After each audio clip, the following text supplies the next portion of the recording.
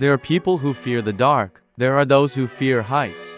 And Pyotr Ilyich Tchaikovsky feared that at any moment, his head might fall off his shoulders. It sounds like a strange detail for a joke, but look closer, and it becomes the key to understanding his entire life. During rehearsals, he would sometimes hold his own chin in front of the orchestra because in truth, he didn't feel in control of his own body. And, as we'll see, not only his body. That same anxious, fragile man decided in 1877 that he needed to appear normal. He married a woman named Antonina Miliukova, barely knowing her. Perhaps he thought marriage would silence the rumors about him. Perhaps he thought that with another person nearby, he'd finally feel solid ground beneath his feet. He was wrong. The marriage collapsed within weeks. A man who couldn't handle closeness across a single room found himself in that room every single day.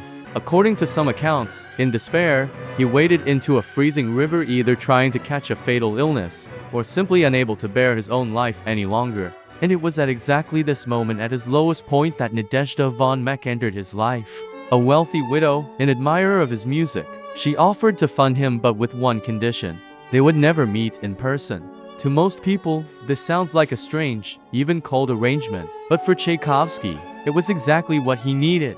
A man who couldn't even hold his head steady in front of an orchestra, who couldn't survive sharing one room with his wife, suddenly had the chance to be completely honest. From a safe distance, through paper. For 13 years, they wrote to each other. Hundreds of letters, confessions, anxieties, drafts of symphonies, everything he couldn't say to a person face to face, he entrusted to a page. Once, they did cross paths by accident on a walk in the park.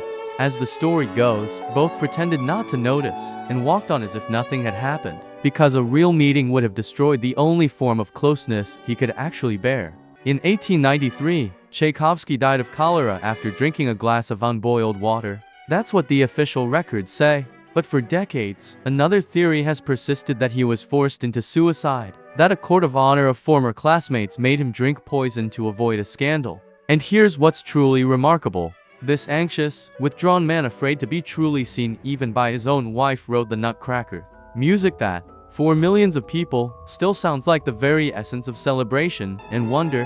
Maybe the most beautiful music is born exactly where real life hurts the most. If the story of a man who lived his whole life at a safe distance from everyone he loved moved you, I have another story about a composer whose battle with himself was even stranger. It's already here on the channel.